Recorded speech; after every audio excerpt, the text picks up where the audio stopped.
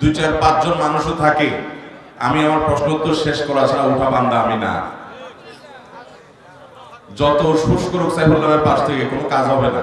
প্রশ্ন যেগুলো নিয়ে বসছি এগুলো শেষ করা ছাড়া আমার উঠা হবে না। যেহেতু এটা আমার মাঠের শেষ মাহফিল, আপনারা কারা কারা শেষ মতো থাকবেন ইনশাআল্লাহ? সবাই থাকবেন? বৃষ্টি শুরু হলে দেখা যাবে আর কি। আল্লাহ তাআলা না করুন, যদি হয় তো যাদের একান্ত অ্যালার্জির সমস্যা নাই তারা আমরা সবরের সাথে বসবো ইনশাআল্লাহ। ঠিক আছে তো? ইনশাআল্লাহ আশা করছি আল্লাহ তাআলা আমাদেরকে বৃষ্টি দিয়ে পরীক্ষা ফেলবেন না।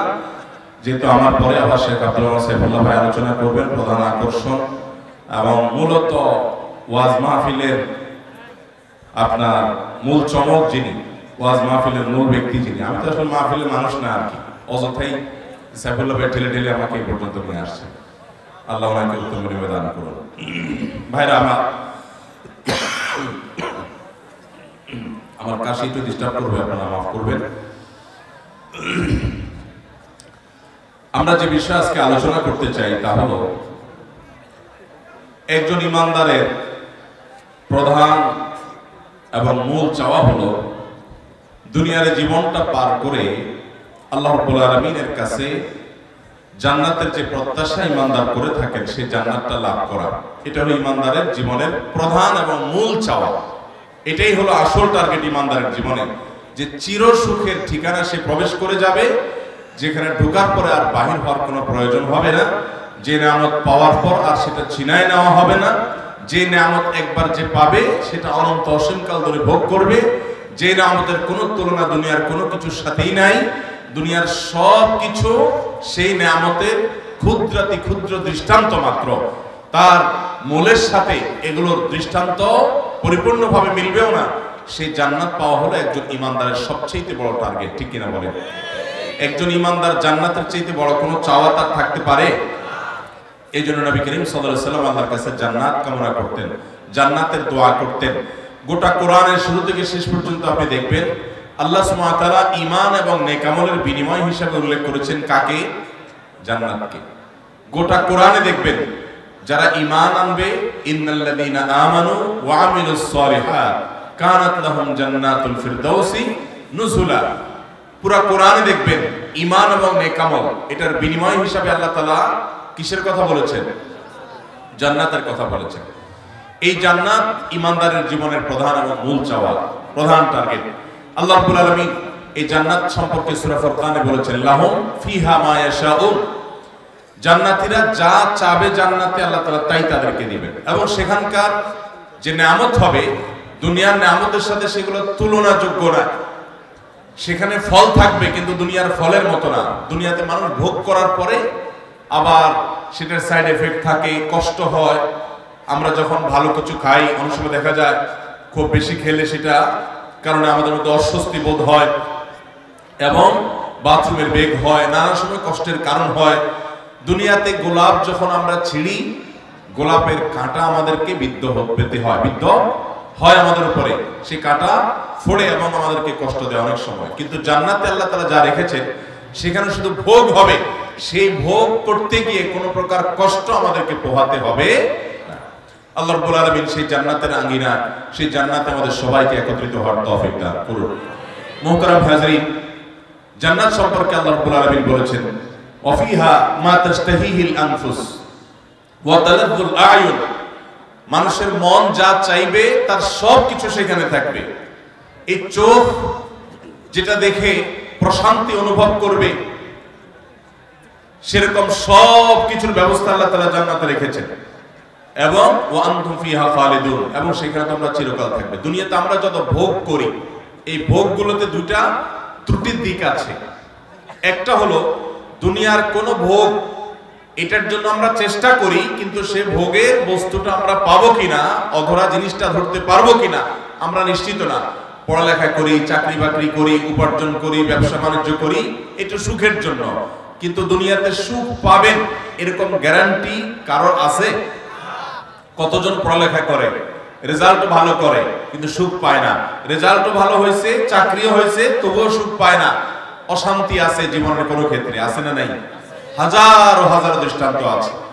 দুনিয়ার কোনো সুখের কোনো নিশ্চয়তা নেই। যদি কেউ দুনিয়ার সুখ পেয়েও যায় তো সেই সুখটা আবার স্থায়ী হয় না, অর্থাৎ এখানে প্রাপ্তির কোনো নিশ্চয়তা নাই, আর পেয়ে গেলে সেটার তৃপ্তির কোনো স্থায়িত্ব নাই। এ হলো দুনিয়ার দুইটা সমস্যা। এখানে প্রাপ্তি, সুখের যে পাবে, এই পাওয়ার কোনো নিশ্চয়তা নাই। আর যদি কেউ সুখ পেয়েও যায়, সব দিক থেকে সুখী, সে পারিবারিকভাবে সুখী, তার সন্তান সন্ততির দিক থেকে সুখী, তার স্ত্রীর দিক থেকে সুখী, তার ব্যবসা বাণিজ্যের দিক থেকে সুখী, তার প্রতিবেশীদের সাথে সে সুখী, বন্ধু বান্ধবদের সাথে সুখী, সব ক্ষেত্রে সুখী। কিন্তু এই সুখটা কি চিরকাল থাকবে? খুবই সীমিত। দেখা গেল যে কোনো সময় সুখ শেষ, সন্তান সন্ততি সব ভালো ছিল, হঠাৎ করে তাদের রোগ বালাই শুরু হয়ে গেছে, অসুবিধা হয়েছে, কোনো সমস্যা হয়েছে, সুখ আর নাই। হতে পারে কি পারে না? তাহলে দুনিয়ার যে সুখ, এই সুখটা প্রথমত পাওয়ার কোনো গ্যারান্টি নাই। সুখের জন্য আমরা সবাই চেষ্টা করি, কিন্তু পাবো কিনা সেটা কিন্তু আমরা জানি না। যদি কেউ পেয়ে যায়, আল্লাহ কাউকে তৌফিক দেন, সেটা আবার আমাদের কাছে অস্থায়ী থাকে। দুনিয়ার কোনো সুখ কখনো কারো কাছে স্থায়ী থাকে? এই জন্য দুনিয়ার কোনো প্রাপ্তির নিশ্চয়তা নাই, আর তৃপ্তির স্থায়িত্ব নাই। দুনিয়ার প্রাপ্তির নিশ্চয়তা নাই, আর পেয়ে গেলে সেই তৃপ্তির স্থায়িত্ব। আর জান্নাতে এর দুইটাই আছে। জান্নাতে এর আল্লাহ রাব্বুল আলামিন বলেছেন, ওয়াল আখিরাতু খায়রুন ওয়া আবকা। আখিরাত হলো দুনিয়ার তুলনায় সবচেয়ে উত্তম এবং বেস্ট, কারণ সেটা পাওয়ার গ্যারান্টি আছে। যদি কেউ ঈমান আর নেক আমল নিয়ে যায়, আল্লাহ রাব্বুল আলামিন তার জন্য জান্নাতের গ্যারান্টি দিয়েছেন, নিশ্চয়তা দিয়েছেন। তার জান্নাত মিস হওয়ার কোনো সুযোগ নাই। যদি সে ঈমান নেক আমল নিয়ে যেতে পারে, জান্নাতি হয়ে যেতে পারে। আর জান্নাতের নিয়ামত কখনো হারাবে না, সে কখনো তার থেকে ফুরিয়ে যাবে না, কখনো মিস করবে না। আল্লাহ কোরআনে যেখানে জান্নাতের কথা বলেছেন, সেখানে সেজন্য ওয়ান্তুম ফিহা খালিদুন খালিদিনা ফিহা আবাদা, এই শব্দগুলো, এই বাক্যগুলো ব্যবহার করেছেন। তার মানে আল্লাহ সুবহানাহু ওয়া তাআলা আমাদের আশ্বস্ত করেছেন, দুনিয়াতে তোমরা যে সুখ পাও ওইটা ছুটে যায়, আতঙ্কে থাকো। যত বড় প্রেসিডেন্ট হোক, যত বড় প্রধানমন্ত্রী হোক, যত বড় পাওয়ারফুল মানুষ হোক, যত বড় ব্যবসায়ী হোক, মুহূর্তের ভিতরে আকাশ থেকে পাতালে নামতে যে দেরি হবে না, যে কোনো মুহূর্তে হতে পারে। এটা আমরা জানি কি জানি না? যত বড় মানুষ হোক, যত সুখী মানুষ হোক, যত পাওয়ারওয়ালা মানুষ হোক, কখন কি ঘটে যাবে আর কোথায় সে নেমে যাবে, এটা দুনিয়াতে কেউ জানে? এই জন্য দুনিয়ার নিয়ামতটা আসলে 16 কলায় পূর্ণতা কখনো পেতে পারে না। কারণ যে নিয়ামত যে কোনো মুহূর্তে ছুটে যেতে পারে, এই আশঙ্কা আছে, এই আতঙ্ক আছে, সেই নিয়ামত কখনো পূর্ণাঙ্গ নিয়ামত, সেই ভোগ কখনো পরিপূর্ণ ভোগের বিষয় হতে পারে না। ভাইরা আমার, আল্লাহ সুবহানাহু ওয়া তাআলা সেজন্য জান্নাতের কথা যেখানেই বলেছেন, আল্লাহ তাআলা ওয়াদা করেছেন খালিদিনা ফিহি আবাদা, জান্নাতীরা সেখানে চিরকাল থাকবে, কখনো আর সেখান থেকে বের হবে না। আল্লাহ সুবহানাহু ওয়া তাআলা বলেছেন হাদিসে কুদসিতে, আদাততু লিইবাদিয়াস সালিহিনা মা লা আইনুন রাআত, আমার ঈমানদার নেককার বান্দাদের জন্য আমি জান্নাতে এমন সব নিয়ামত প্রস্তুত করে রেখেছি যেগুলো পৃথিবীর কোনো চোখ কখনো দেখে নাই, ওয়ালা উযনুন সামিআত, কোনো কান কখনো শুনে নাই, ওয়ালা খাতার আলা কলবি বাশার, কোনো মানুষের অন্তরে কখনো সে বিষয় জল্পনাও করে নাই। এই রকম নিয়ামত প্রস্তুত করা হয়েছে জান্নাতীদের জন্য। আল্লাহ আমাদের সবাইকে নিশ্চিত প্রাপ্তি এবং স্থায়ী তৃপ্তির এই নিয়ামত জান্নাতুল ফেরদাউস প্রত্যেকটা মানুষকে নসিব করুন। আমাদের সবাইকে জান্নাতুল ফেরদাউসের আঙিনায় একত্রিত হওয়ার তৌফিক দান করুন। মুহতারাম হাজিরিন, সেই জান্নাত, যে জান্নাত সম্পর্কে আল্লাহ বলেছেন, ফামান যুহজিহা আনিন নারি ওয়া উদখিলাল জান্নাতা ফাকাদ ফাজ। দুনিয়াতে সফল মানুষ কে ভাই? একজন বাবা, একজন মা ছোট বাচ্চাটাকে হাত ধরে ধরে কিন্ডারগার্টেনে নিয়ে যান, প্রাইমারি স্কুলে নিয়ে যান, প্রি স্কুলিং এ করেন, এবং সেখানে ভালো একটা নামকরা প্রতিষ্ঠানে ঢোকানোর জন্য চেষ্টা করেন। যদি চান্স পেয়ে যায়, পরিবারের সবাই খুশি যে একটা ভালো স্কুলে চান্স পাইছে। কিন্তু ভালো স্কুলে চান্স পাওয়া মানেই তার জীবনের, তার ক্যারিয়ারের সবকিছু ঠিক হয়ে গেল, সেট হয়ে গেল, নিশ্চিত প্রাপ্তি হয়ে গেল, এরকম কিছু। কারণ ভালো প্রাইমারি স্কুলে চান্স পাইছে, কিন্তু দেখা গেল যে পরবর্তী পর্যায়ে ভালো শিক্ষা প্রতিষ্ঠানের চান্স নাও পাইতে পারে, ঠিক না ঠিক? আবার চান্স পাইছে, ঠিক আছে, রেজাল্টটা সেরকম নাও হতে পারে, অন্য ছেলে মেয়েদের পালা পড়ে নষ্ট হয়েও যেতে পারে, কত কিছু হতে পারে। তাহলে দুনিয়াতে মানুষ যা পায়, সে পাওয়াটা নিরঙ্কুশ সুখের কোনো কারণ কখনোই হতে পারে না। আতঙ্ক একটা থাকে যে স্কুলে তো চান্স পেলো, এখন রেজাল্টটা ভালো করবে কিনা। রেজাল্টটা ভালো করেছে, তাহলে পরবর্তী ধাপের স্কুলে সে চান্স পাবে কিনা। এরপরের স্কুলে চান্স পেলো, তাহলে সে ভালো কলেজে চান্স পাবে কিনা। ভালো কলেজে চান্স পেলো, রেজাল্ট ভালো হবে কিনা। রেজাল্ট ভালো হলো, সে ইউনিভার্সিটি ভালো চান্স পাবে কিনা। ভালো ইউনিভার্সিটিতেও চান্স পেলো, সেখানেও ফলাফল ভালো হলো। এরপরে চাকরিটা পাবে কিনা, সেটাও পেলো। চাকরি পেলে চাকরি জীবনে যে সুখী হবে এমন কোন গ্যারান্টি আছে? কত কাহিনী হয়, কত মানুষ সেখানে গিয়ে তার কাঙ্ক্ষিত জায়গায় যেতে পারেন না, কাঙ্ক্ষিত চেয়ারে যেতে পারেন না, কত বাধা এসে দাঁড়ায়, প্রমোশন হয় না, নানা রকমের বিপত্তি হয়। তো দুনিয়াতে যত প্রাপ্তি হয় এরকম একটা একটা করে আপনি যদি দেখেন, প্রত্যেকটা প্রাপ্তির পেছনে এক অজানা আতঙ্ক মানুষকে তাড়িয়ে বেড়ায়। এই জন্য ভাইরা, দুনিয়া কোনো সুখের জায়গা না, কারণ এখানে পরিপূর্ণ সুখ কোনোদিনই কেউ ভোগ করা সম্ভব না, আল্লাহ সে ব্যবস্থা রাখেন নাই। আর জান্নাত হলো একজন মানুষের সুখের চূড়ান্ত ঠিকানা, যেখানকার সুখ একবার কেউ পেলে সেটা আর কখনো তার থেকে কেউ ছিনিয়ে নিতে পারবে। ভাইরা আমার, সেই জান্নাত যেটা ইমানদারদের ঠিকানা, যেটা নেকামলকারীদের ঠিকানা, কোরআন এবং হাদিসের আলোকে আমরা কিছু হতভাগা মানুষের কথা জানি, যে মানুষগুলো হয়তো নামে মাত্র তাদের অনেকে মুসলমান, হয়তো অনেকে নামাজ কালামও পড়ে, কিন্তু জান্নাতে তারা যেতে পারবে না। কারা সে হতভাগা মানুষ? যারা হয়তো তাদের অনেকে আছে মুসলিমই না, আবার অনেকে আছে যারা মুসলমান হওয়া সত্ত্বেও, নামে মুসলমান হওয়া সত্ত্বেও জান্নাতে প্রবেশ করতে পারবে না। জান্নাতে যাওয়ার পথে বাধাগুলো কি কি, আমরা আজ সেরকম 16টি বাধার কথা জানবো। কয়টি বাধা? 16টি বাধার কথা জানবো। 16 শ্রেণীর হতভাগা মানুষের কথা জানবো, যে হতভাগা মানুষগুলো জান্নাতে যেতে পারবে না। জান্নাতে যাওয়ার এই নিয়ামতের সৌভাগ্য লাভ থেকে তারা বঞ্চিত হবে। আল্লাহ রাব্বুল আলামিন সেরকম কপাল পোড়া মানুষদের কাতারে যেন আমরা শামিল না হই, আমাদের সবাইকে সেই তৌফিক দান করুন। ভাইরা আমার, আমরা যে শ্রেণীগুলোর কথা বলবো, প্রত্যেকটা শ্রেণীর পাশাপাশি আমরা কোরআন বা হাদিস থেকে উদ্ধৃতি এবং রেফারেন্স ইনশাআল্লাহ টানবো। আপনাদের কাজ হলো, আমাদের সবার কাজ হলো, এই 16 প্রকার হতভাগা মানুষের কোন একটা প্রকার এর মধ্যে আমি নিজে আছি কিনা সেটা মেলানো। যদি দেখি যে আমার মধ্যে এটা আছে, তাহলে মাহফিলের প্যান্ডেলের মধ্যে বসে, প্যান্ডেলের নিচে বসে এই মাহফিলের মাঠে থেকেই আমি নিয়ত করে ফেলবো যে এই বদ অভ্যাসটা, এই খারাপ জিনিসটা আমি ত্যাগ করে ফেলবো। যেই 16টি খারাপ জিনিস, যেই 16টি অপরাধ জান্নাতে যাওয়ার ক্ষেত্রে বাধা, সে বাধাগুলো আমাদের জীবন থেকে আমাদের সরিয়ে ফেলার সংকল্প এখান থেকে করে তারপরে বাড়িতে যেতে হবে। তাহলে আজকে মাহফিলে আসা, বসা, আয়োজন করা সবকিছু সার্থক হবে ইনশাআল্লাহ। সবাই নিয়ত করবো তো ইনশাআল্লাহ। আল্লাহ আমাদের সবাইকে তৌফিক দান করুন। সর্বপ্রথম যে হতভাগা মানুষদের কথা বলতে চাই, যারা জান্নাতে যেতে পারবে না, তারা হলো যারা আল্লাহর প্রতি ঈমান আনে নাই, যারা মুসলমান হয় নাই, যারা ঈমান আনে নাই, আল্লাহর প্রতি যারা বিশ্বাস করে নাই, তারা আল্লাহর তৈরি জান্নাতে যাবে এটা কখনো আশা করা যায়? যদি আল্লাহকে কেউ বিশ্বাসই না করে, আল্লাহর একত্ববাদকে স্বীকারই না করে, শিরকে লিপ্ত হয়, সে মুসলমানই না হয়, তাহলে সে আল্লাহর জান্নাতের প্রত্যাশা কোত্থেকে করতে পারে? একজন মানুষ তিনি মুসলমান না, তিনি অমুসলিম, তার ব্যক্তি জীবনে অনেক ভালো কাজ থাকতে পারে, অনেক ভালো অর্জন থাকতে পারে, কিন্তু তার ভিতরে ঈমান নেই। এই লোকটা আল্লাহর কাছে জান্নাতের আশা কখনো করতে পারে?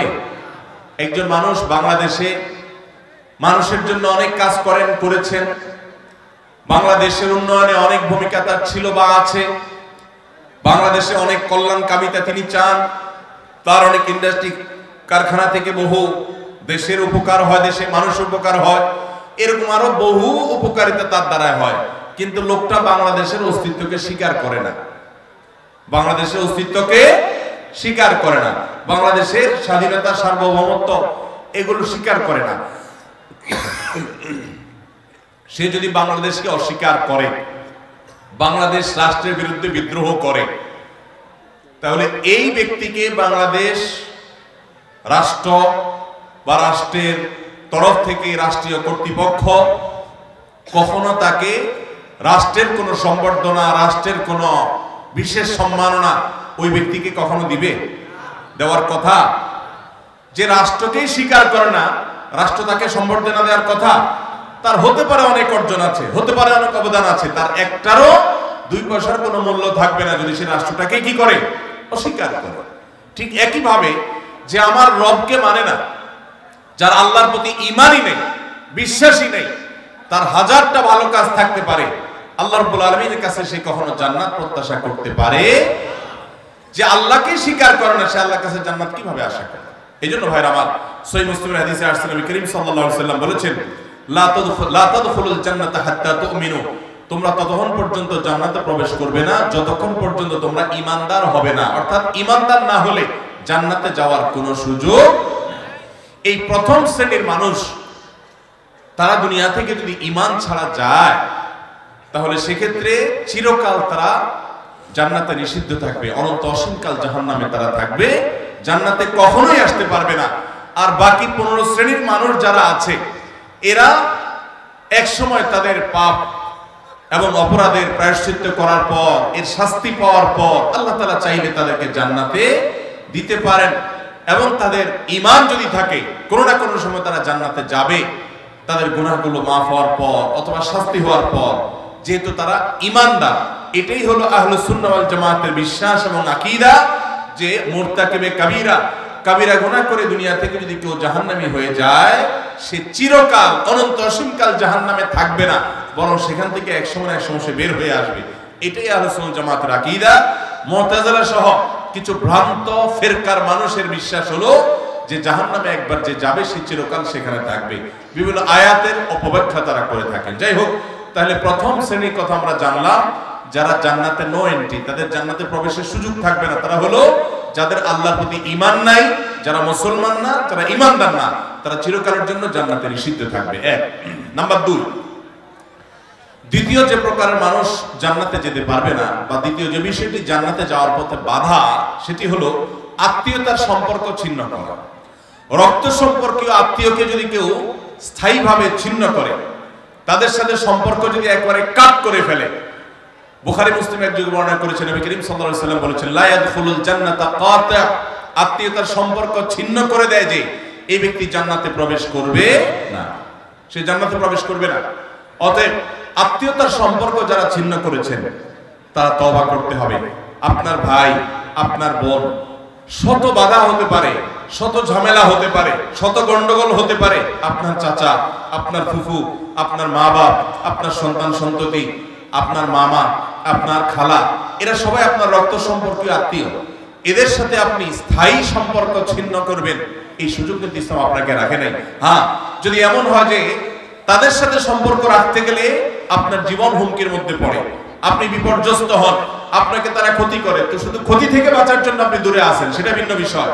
কিন্তু সম্পর্ক যদি একেবারে স্থায়ীভাবে ছিন্ন করেন, বিশেষ করে দুনিয়াবি ঠুনকো অজুহাতে, ঠুনকো কারণে, কোনো কারণে মনোমালিন্য হয়েছে, আর চিরকালের জন্য সম্পর্ক ছিন্ন করে দিলেন, তো এটা হারাম। এই লোক যদি নামাজিও হয়, এই লোক যদি ওয়াজ মাহফিলেও আসে, এই লোক যদি জিকির আজকারও করে, এই লোক যদি তাসবিহ তেলাওয়াতও করে, যেহেতু সে আত্মীয়তার সম্পর্ককে ছিন্ন করে ফেলেছে, এই লোক জান্নাতে প্রবেশ করতে পারবে না যতদিন না সে তওবা করে তার পাপ থেকে, অপরাধ থেকে সে ফিরে না আসছে। ভাইরা আমার, তাহলে জান্নাতে যাওয়ার ক্ষেত্রে দ্বিতীয় বড় বাধা হলো এই বিষয়টি, অর্থাৎ আত্মীয়তার সম্পর্ক ছিন্ন করা। আর প্রথম বাধার কথা বলেছি হলো বেঈমানি, কুফরি, আল্লাহর প্রতি অবিশ্বাস এবং শিরক। এগুলো জান্নাতে যাওয়ার ক্ষেত্রে সবচেয়ে বড় বাধা, স্থায়ী বাধা। আর দ্বিতীয়টি হলো আত্মীয়তার সম্পর্ক ছিন্ন করা। নাম্বার 3, চগলখড়ি করা। এই বদভ্যাস আমাদের সমাজে এখন প্রচুর পরিমাণে আছে। অনেক মানুষ আছে দেখবেন মুখে দাঁড়িয়ে আছে, মাথায় টুপিও আছে, হয়তো নামাজ কালামও পড়ে, কিন্তু চগলখড়ির বদভ্যাস আছে, এই চরিত্রটা আছে যে আমার কাছে এসে ওনার বদনামি করবে, ওনার কাছে গিয়ে আমার বদনামি করবে, আমার কাছে এসে আমাকে পামপট্টি দিবে, ওনার কাছে গিয়ে ওনারে পামপট্টি দিবে। এরকম লোক আছে না নাই? ঘরে ঘরে। আল্লাহ মাফ করুন, আমাদের অনেকের মধ্যে এই চরিত্রটা আছে না নাই? নবী করিম সাল্লাল্লাহু আলাইহি সাল্লাম এই চগলখড়ি সম্পর্কে সহিহ মুসলিম বর্ণিত হাদিসে বলেছেন, লা ইয়াদখুলুল জান্নাতা নাম্মাম, চগলখড় জান্নাতে প্রবেশ করবে না। জান্নাতে প্রবেশের ক্ষেত্রে আরেকটি বড় বাধা, আরেকটি বড় দেয়াল, আরেকটি বড় প্রাচীর হলো এই চগলখড়ির চরিত্র। ভাইরা আমার, আসুন তওবা করি, চগলখড়ি করব না। কারণ ভালো কিছু পেলে সেটা তার পেছনে অন্যদের কাছে বলবো, আর মন্দ কিছু হলে তার সামনে বলবো। তার সামনে এসে একরকম, তার পেছনে গিয়ে আরেক রকম, সামনে এসে তার প্রশংসা, পেছনে গিয়ে তার দুর্নাম। এই দুশ্চরিত্র অনেক অনেক নেকামলকারী মানুষ, নামাজ কালাম ওয়ালা মানুষ, জিকির আজকার ওয়ালা মানুষ, অনেক ইসলামের কাজ করেনওয়ালা মানুষ, দাওয়াতের কাজ করেনওয়ালা মানুষ, তাদের মধ্যে এই বদভ্যাস, এই দুশ্চরিত্র, এই খারাপ জিনিস আছে। ভাইরা আমার, আমরা বেশিরভাগ মানুষ চুরি করি না, ডাকাতি করি না, মদ খাই না, মানুষ হত্যা করি না, জেনা করি না, খুন খারাপি করি না, ছিনতাই রাহাজানি করি না। বেশিরভাগ মানুষ এই মাহফিলে আমরা যারা আছি, আমার কথা যারা শুনছেন, বেশিরভাগ মানুষই এই মোটা মোটা বড় বড় অপরাধগুলো আমরা করি না। কিন্তু কিছু কিছু অপরাধ আছে যেগুলো আমরা যে করি, সেগুলো অপরাধ যে আমরা জানিও না, সে বিহিত নাই, সে চিন্তাও নাই, সে ভাবলেশও নাই, এবং সেগুলো যে গুনাহ, সে গুনাহগুলোকে গুনাহ মনে করছি না, শয়তান বুঝতেই দিচ্ছে না। তার মধ্যে একটা হলো এইটা, চগলখড়ি। ঘরে ঘরে জনে জনে দেখবেন এই বদভ্যাস, যে সামনে একরকম পিছনে আরেক রকম, নেফাকি এবং কপটতা আছে, জনে জনে ভরে গেছে। আল্লাহ তাআলা আমাদের সবাইকে জান্নাতে যাওয়ার ক্ষেত্রে কত বড় বাধা, এই বাধাকে আল্লাহ তাআলা আমাদেরকে অতিক্রম করার তৌফিক দান করুন। এই বাধা অতিক্রম করার উপায় কি ভাই? উপায় হলো এখনই তওবা করবেন। আমি জীবনে কখনো কারো সামনে গিয়ে একরকম, পেছনে গিয়ে আরেক রকম, এই মুনাফিকি আমি করব না, এই কপটতা আমি করব না, এই 2 নম্বরে আমি করব না, এই প্রতারণা আমি করব না। কোন মানুষের সামনে গিয়ে ভালো সাজবো, পেছনে গিয়ে দুর্নাম করব না, আরেকজনের কাছে গিয়ে তার দুর্নাম করা, আর আবার তার কাছে গিয়ে আরেকজনের দুর্নাম করা, অর্থাৎ দুজনের মধ্যে লাগালাগি করে দেওয়ার জন্য যে ভূমিকা, সেই ভূমিকা অবতীর্ণ হওয়া, এই চগলখড়ি, এটা হলো জান্নাতে যাওয়ার ক্ষেত্রে তৃতীয় বড় বাধা। চগলখোর, সে জান্নাতে নো এন্ট্রি থাকবে। আল্লাহ তাআলা আমাদের সবাইকে বদভ্যাস পরিত্যাগ করার তৌফিক দান করুন। নাম্বার 4, প্রতিবেশীকে যে কষ্ট দেয়, এই লোকও জান্নাতে যেতে পারবে না। জান্নাতে যাওয়ার ক্ষেত্রে বড় বাধা হলো এই বদভ্যাস এবং খারাপ জিনিস, এই অপরাধ, প্রতিবেশীকে কষ্ট দেওয়া। এটাকেও আমরা অনেকে গুনাহের কাজ মনে করি না। অনেক লোক আছে দেখবেন, গোটা দুনিয়ার সব মানুষের সাথে তার সম্পর্ক ভালো, কিন্তু নিজের প্রতিবেশীর সাথে সম্পর্কটা কি নাই? ভালো নাই। আছে না নাই? নিজের পাশের জমি যা দেখা যায়, আইলটা তার জমির দিকে ঠেলা হয়। আছে না নাই? তাহলে এটা প্রতিবেশী হক আদায় হলো না হক নষ্ট হলো? আরেকজনের সীমানার বরাবর গিয়ে এমন গাছ লাগাইলেন ইচ্ছাকৃতভাবে, যাতে করে গাছের গোড়াটা আপনার এখানে থাকে আর গাছের ডালগুলা সব গিয়ে তার জমিতে পড়ে। আছে না নাই? অনেক ভালো ভালো মানুষ, অন্যান্য দিক থেকে ভালো, এরকম অনেক মানুষ এই কাজ করে, কি করি না আমরা? আমি নিজেই জানি যে আমার এই যে সীমানায় গাছগুলো লাগাচ্ছি, এই গাছগুলোর ছায়া পড়ে তার ফসল নষ্ট হবে, তার জায়গাতে ছায়া পড়ে থেকে অনেক ফসল হবে না, ক্ষতি হবে। তারপর আমি লাগাই, ক্ষতি করার জন্যই লাগাই, যে গাছের গোড়াটা আমার থাকবে, আগাটা সব তার ঘাড়ের উপরে, তার জমির উপরে গিয়ে পড়বে, তার সীমানার উপরে গিয়ে পড়বে, ভোগ করবো আমি। আছে না নাই? ভাইরা আমার, হাঁস দিয়ে, মোরগ দিয়ে, সন্তান দিয়ে, বিভিন্ন ভাবে প্রতিবেশীকে আমরা অনেকে কষ্ট দেই। নবী করিম সাল্লাল্লাহু আলাইহি ওয়াসাল্লাম সহিহ মুসলিম বর্ণিত হাদিসে বলেছেন, লা ইয়াদখুলুল জান্নাতা মান লা ইয়ামানু জারুহু বাওয়াইকাহু। যে ব্যক্তির প্রতিবেশী তার হাত, মুখ এগুলোর কষ্ট দ্বারা, তার ক্ষতি এবং অনিষ্ট থেকে যে ব্যক্তি নিরাপদে থাকে না, অর্থাৎ প্রতিবেশীকে যে শান্তিতে রাখে না,